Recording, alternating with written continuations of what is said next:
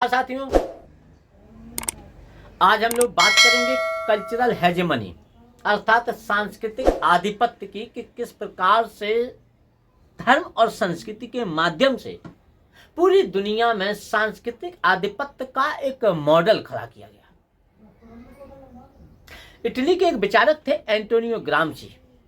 इन्होंने सबसे पहले हेजेमनी अर्थात वर्चस्व शब्द को परिभाषित करने का काम किया।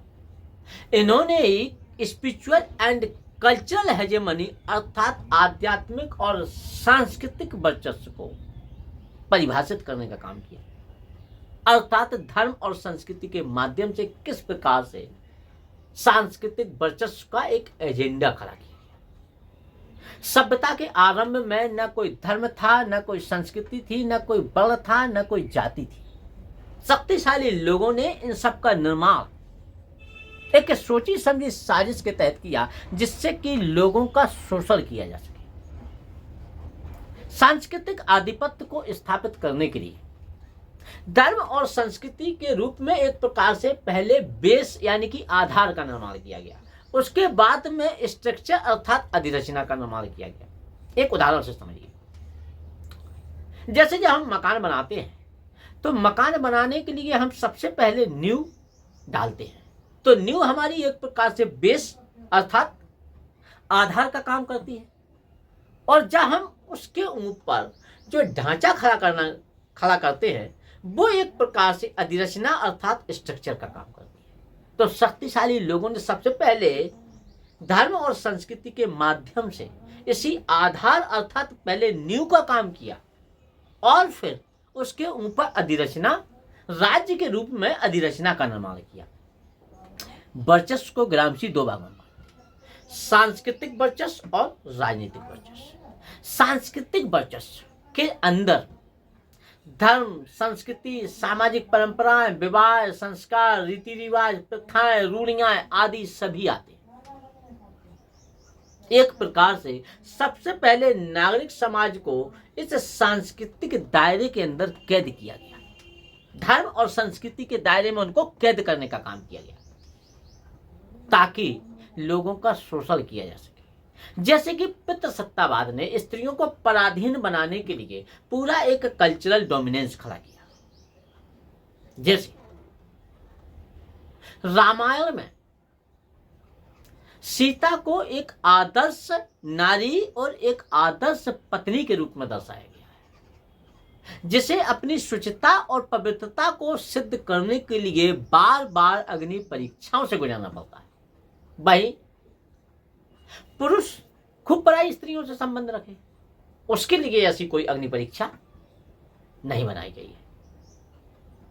पितृसत्तावादियों ने स्त्री को पराधीन या स्त्री को नियंत्रित करने का पूरा एक मॉडल गढ़ा है।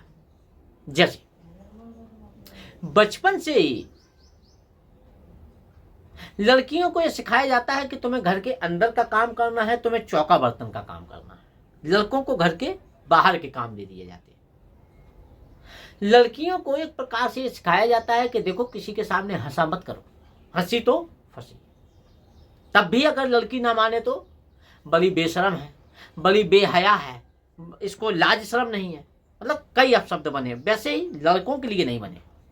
लड़कों से कहा जाता है कि देखो जब भी तुम किसी से बात किया करो थोड़ा सा मुस्कुरा करके बात किया करो, शर्माया अरमाया मत करो किसी के सामने। लड़की यदि बहुत अधिक तार्किक है, हर बात पर जवाब देती है, तो उसे हतोत्साहित किया जाता है, उसको डिस्करेज किया जाता है, कहा जाता है कि बड़ी मुंह फट हो गई। और लड़के अगर तार्किक हैं, लड़के अगर हर बात पर जवाब देते हैं तो कहा जाता है कि इसकी तार्किक शक्ति तो बहुत अधिक है, ये आगे चल करके कलेक्टर या वकील बनेगा। तो पूरा कल्चरल डोमिनेंस का एक मॉडल स्त्री को नियंत्रण में रखने के लिए पूरा एक मॉडल खड़ा किया जा रहा है। जैसे हिंदू स्त्रियां मांग में सिंदूर लगाएंगी, माथे पे बिंदी लगाएंगी, गले में मंगलसूत्र पहनेंगी, पैरों में पायल पहनेंगी, ताकि वो लगे कि विवाहित है। पुरुषों के लिए नहीं है ये मानक। भाई पुरुष भी मंगलसूत्र पहन ले, मांग में सिंदूर लगा ले, पैरों में पायल पहन ले, छम छम करते घूमता फिरे, वो भी कितना सुंदर लगेगा। लेकिन पुरुषों के लिए ये मानक नहीं है। भाई मुस्लिम धर्म में चले जाओ तो मुस्लिमों को 4 शादी करने का लाइसेंस मिल जाता है, भाई मुस्लिम स्त्रियों के पास में नहीं है लाइसेंस। तो एक प्रकार से स्त्री को पराधीन करने के लिए पूरा एक कल्चरल डोमिनेंस यानी कि धर्म और संस्कृति के माध्यम से पूरा एक सांस्कृतिक आधिपत्य को खड़ा करने का काम किया गया। इसी को ग्रामजी कहते हैं ऊपरी प्रधानता का सिद्धांत, अर्थात मानसिक गुलामी। जहां शोषण हो तो रहा है, जहां अन्याय हो तो रहा है, लेकिन वह एक सांस्कृतिक ढाल लग जाने की वजह से दिख नहीं रहा है। स्त्रियां उसका प्रतिकार नहीं कर पा रही हैं। जैसे सती प्रथा, सती मैया के नाम के जयकारे लगाए जा रहे हैं और स्त्री को जिंदा जलाया जा रहा है।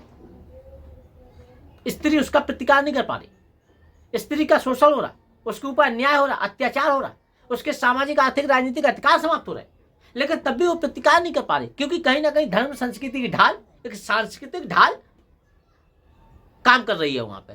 तो एक प्रकार से पूरा एक कल्चरल डोमिनेंस खड़ा किया। ऐसे ही एक कल्चरल डोमिनेंस का उदाहरण है नाजीवाद। जर्मनी में हिटलर भी इसी प्रकार का एक कल्चरल डोमिनेंस खड़ा करने का काम करता है। क्या कहता है? कहता है कि जर्मन लोग सबसे शुद्ध रक्त वर्ग के होते हैं, आज जो रेस है ये सबसे शुद्ध नस्ल की है, वही यहूदी निम्न नस्ल के हैं। तो हिटलर एक प्रकार से पूरा कल्चरल डोमिनेंस खड़ा करने का काम कर रहा है। बचपन से ही ये काम होना चाहिए। इसके लिए स्कूलों के सिलेबस बदलवाए जाते हैं, बच्चों के मानक तय किए जाते हैं, स्त्रियों के मानक तय किए जाते हैं,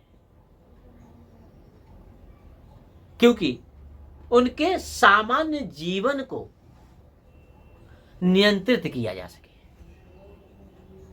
तो नाजीवाद भी एक प्रकार से कल्चरल डोमिनेंस का एक मॉडल है।